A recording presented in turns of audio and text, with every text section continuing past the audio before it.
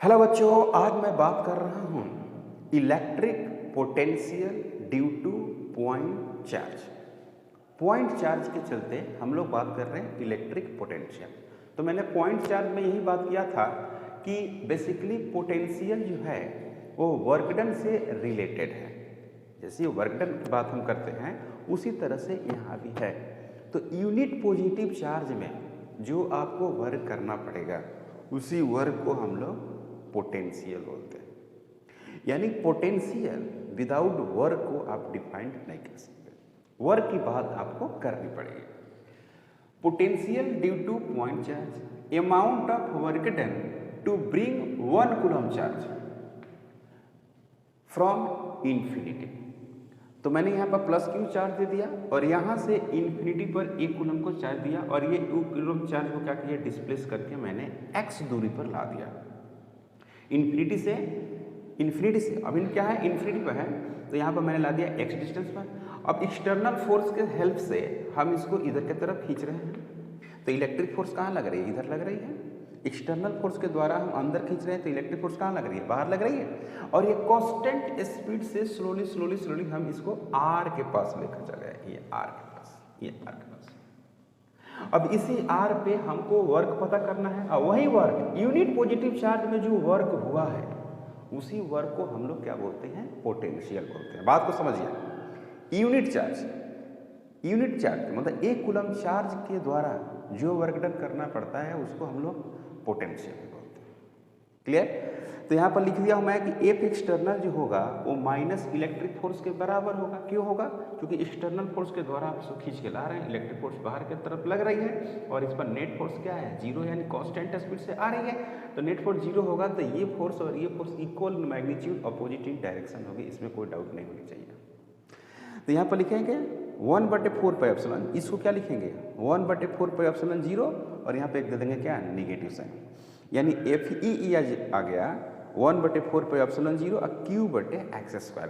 क्योंकि यहाँ पर हमने 1 कूलम चार्ज को रखा तो इसके बीच का डिस्टेंस कितना है, x।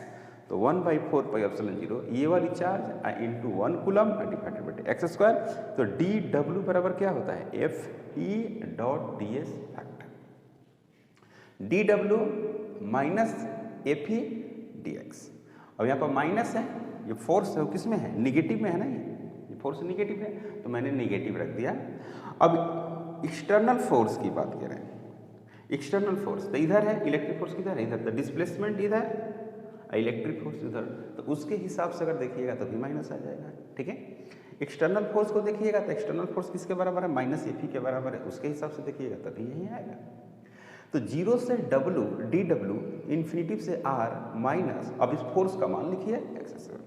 K और Q कांस्टेंट है, 1/x² का इंटीग्रेशन माइनस 1/x, इन्फिनिटी से कहाँ तक, R तक, 0 से लेकर W तक। तो W is equal to plus, ये माइनस वाली minus plus, KQ 1/R minus 1/इन्फिनिटी, और 1/इन्फिनिटी क्या होता है बच्चों, 0 होती है।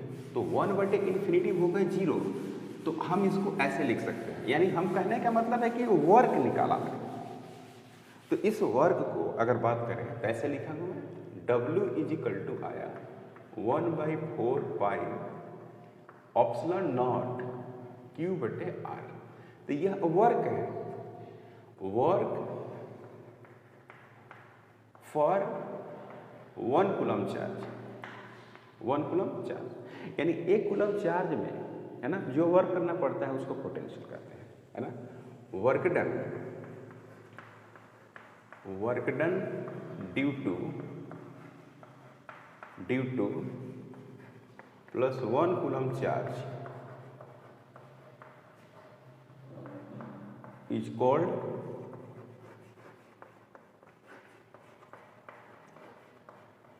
पोटेंशियल,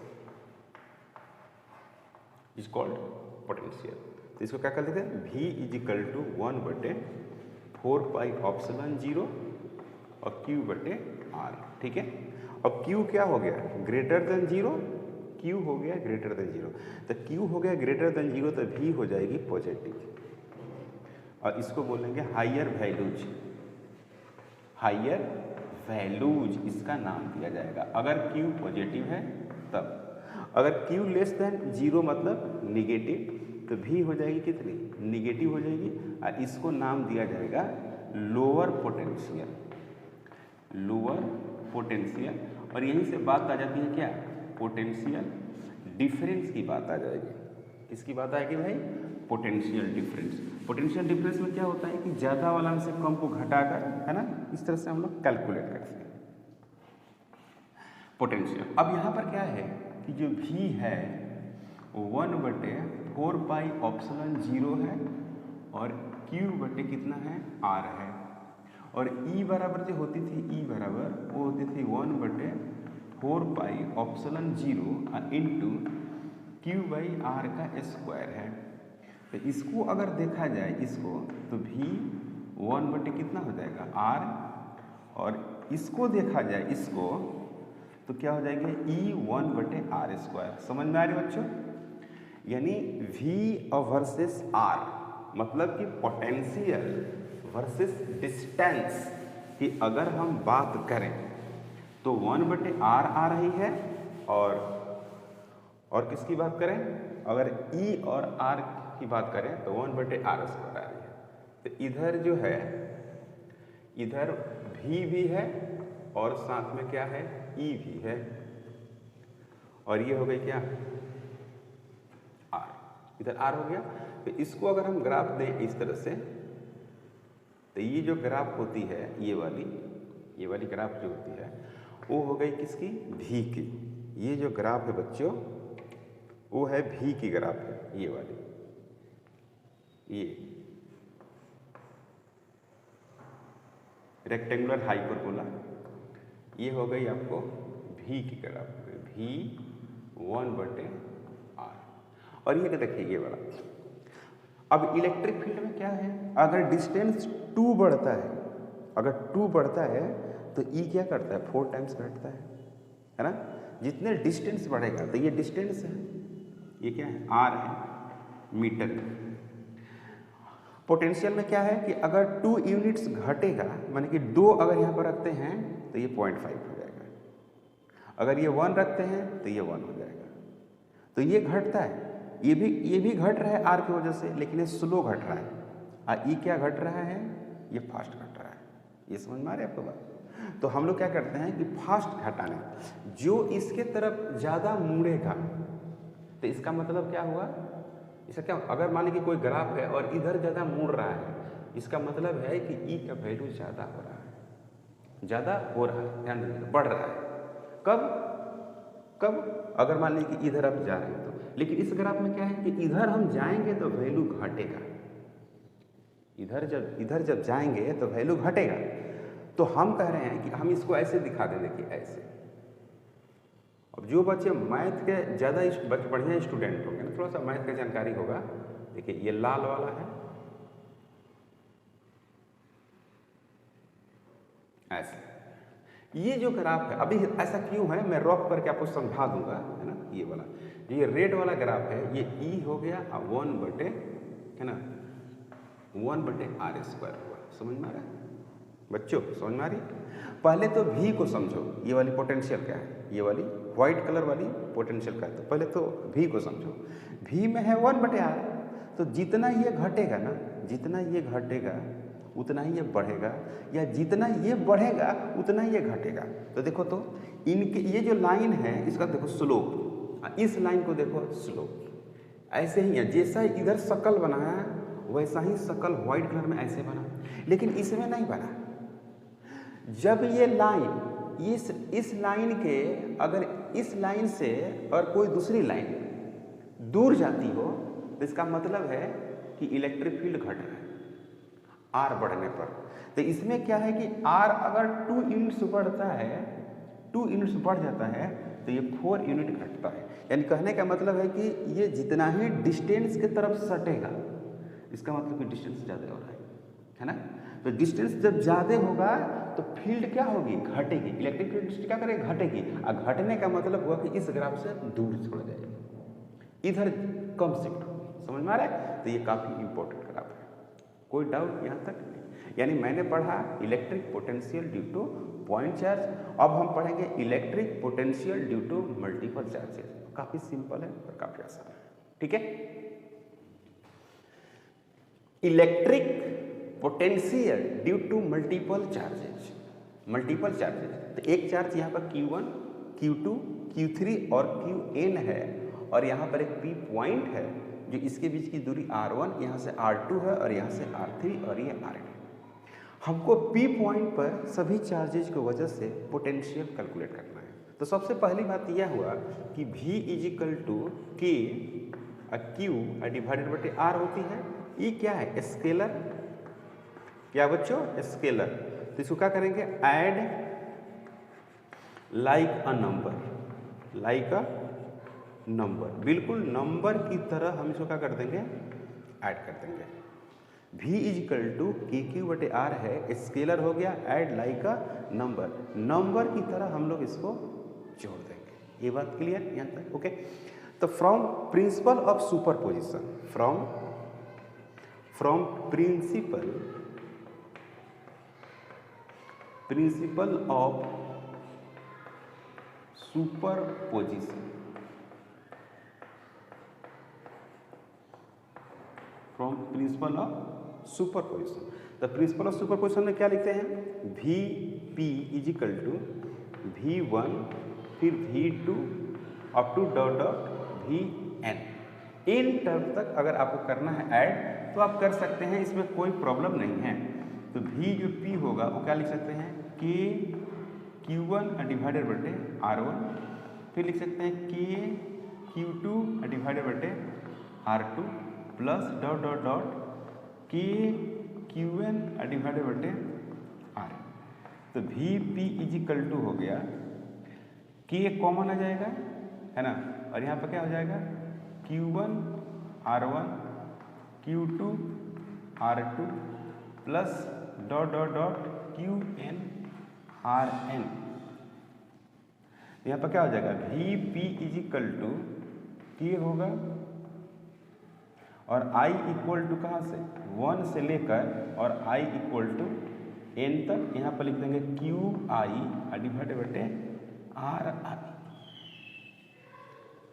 है कि नहीं? अब देखिए QI, I बराबर क्या रख देगा? 1, तो क्या मिलेगा? Q1 R1, तो Q1 R1, I बराबर 2 रखेंगे तो Q2 R2, सम, इसका समेशन का मतलब हुआ सम। तो K एक कांस्टेंट जो यहाँ पर क्या रहेगा? बाहर में रहेगा, K ऐसे और ये ऐसे हो जाएगा। इस तरह से पोटेंशियल की हम लोग बात करते हैं। तो पोटेंशियल के जो क्वेश्चन होते हैं वो काफ़ी आसानी से आप सोल्व कर सकते हैं, इसमें कोई डाउट नहीं है, कोई संकोच नहीं करना है कि कैसे प्रॉब्लम बनेगा। काफ़ी आसानी से किसी भी सवाल को आप डील कर सकते हैं। जैसे कि मान लीजिए find electric potential, find electric potential at point P। आपके P पॉइंट दिया हुआ है, यहाँ पर एक चार्ज है, इसके बीच की दूरी कितनी है? D2 सेंटीमीटर, और पॉइंट क्या है? P है। तो Q इक्वल टू 12 माइक्रोन दिया हुआ है, तो इसको हम सोल्व करेंगे। तो Q इक्वल टू दिया हुआ है 12 माइक्रोकुलम, यानी Q equal to 12 into 10 to the power minus 6 coulomb, और D का वैल्यू जो दिया हुआ है वो दिया हुआ है 2 सेंटीमीटर, यानी 2 into 10 to the power minus 2 metre, इतना दिया। ओके। तो V इक्वल टू जो फार्मूला होगा 1/4 pi epsilon naught Q by कितना? D। तो इसको लिखेंगे 9 into 10 to the power 9 into Q, और Q का वैल्यू है 12 into 10 to the power minus 6 और डिवाइडेड बटे D का वैल्यू है, D का वैल्यू है आपको 2 into 10 to the power minus 2। इसको लिखेंगे क्या? 6 लिखेंगे, और ये कट जाएगा यहाँ से, तो 9 इंटू 6 54 और 10 टू द पावर इधर जाएगा तो प्लस 4 हो जाएगा, यानी 5 हो जाएगा। इतना वोल्ट होगा आंसर, इतना पोटेंशियल होगी उस पॉइंट पे, इस पॉइंट पे पोटेंशियल इतनी होगी। दूसरा क्वेश्चन है कि यहाँ पर Q1 है, यहाँ पर Q2 है, और दोनों के बीच की दूरी D है, मतलब इक्विलेटरल ट्रायंगल है, और इस P पॉइंट पर आपको पोटेंशियल कैलकुलेट करना है। तो यहाँ पर अगर हम इसको सोल्व करें सेकंड वाला, तो सेकंड में कितने पोटेंशियल होंगे? 2 होंगे, एक तो इसका पोटेंशियल है, इसका पोटेंशियल। तो दूसरा की हम बात करें तो V P is equal to होगा V1 होगा प्लस क्या होगा V2 होगा।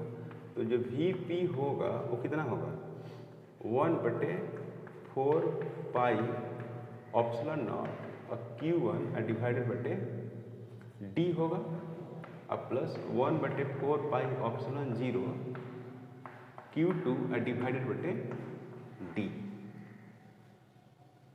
कोई डाउट? अब क्या है कि Q1 बराबर Q2 बराबर क्या है Q है, तो यानी Q1 is equal to Q2 is equal to Q है। इसको तो ऐसे लिख सकते हैं Vp इज इक्वल टू, इसको K लिखेंगे KQ बटे D अब प्लस KQ बटे D, इसको लिखेंगे 2 टाइम्स KQ बटे D। इस तरह से कैलकुलेट करेंगे। तो इसको अगर हम इस तरह से लिखें कि V जो P है Vp is equal to 2 into 1/4 pi epsilon naught into Q का वैल्यू कितनी है, Q का वैल्यू है आपको 20 into 10 to the power -6 divided बटे D का वैल्यू क्या, D का वैल्यू था 4 सेंटीमीटर, था 4 इंटू 10 टू द पावर -2। इसको सोल्व करेंगे तो 2 into 9 into 10 to the power 9 और इसको सोल्व करेंगे तो कितना होगा 5 इंटू 10 टू द पावर -4। तो यहाँ पे हो जाएगा आपको 5 दूना 10 हो जाएगा यहाँ पर, तो 9 इंटू 10 टू द पावर 10 हो जाएगा तो -3 और ये हो गया 6 वोल्ट। ये हो गई आंसर। ओके, इसमें तो कोई डाउट नहीं है। एक क्वेश्चन और करेंगे उसके बाद आगे बढ़ेंगे। क्वेश्चन है calculate the potential at a point P due to charge of 4 into 10 to the power minus, यानी Q का वैल्यू कितनी है 4 into 10 to the power -7 coulomb है और डिस्टेंस जो दिया हुआ है वो है 9 सेंटीमीटर। तो V का जो वैल्यू निकलेगा ए पार्ट को मैं सोल्व कर रहा हूँ, तो 1/4 pi epsilon 0 into Q divided बटे कितना D। तो V equal to 9 into 10 to the power 9 into Q 4 into 10 to the power -7 divided बटे D 9 into 10 to the power -2। ये 9 से 9 कैंसिल हो जाएगा, तो V इक्वल टू अगर आप बात करें तो क्या मिलेगा 9 से 9 कैंसिल है, तो 4 इंटू 10 टू द पावर 9 और 10 टू द पावर कितना हो जाएगा 5 माइनस में, तो V इक्वल टू हो गया 4 into 10 to the power 4 volt, 4 into 10 to the power 4 volt. ये हो गया आंसर। बी पार्ट बड़ा इंपॉर्टेंट बात कर रहा है। बी पार्ट बी में है कि when Q is equal to 2 into 10 to the power 9, Q is equal to 2 into 10 to the power -9 coulomb है in a potential this work depends on the path. तो कह रहा है कि क्या ये वर्क, पहले तो वर्क निकालते हैं, W बराबर होती है Q इंटू V, तो W is equal to Q का वैल्यू है 2 into 10 to the power 9 into V की वैल्यू है 4 इंटू 10 टू द पावर 4, तो ये हो गई 8 into 10 to the power -5 joule. This is the work done. This work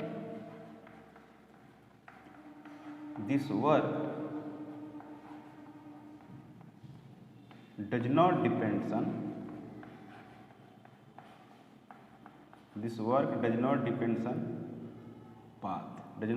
on path.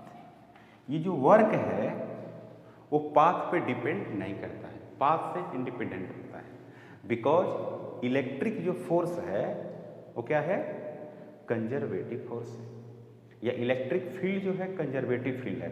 तो conservative field में वर्क डन पाथ पे डिपेंड नहीं करता है। क्लियर है?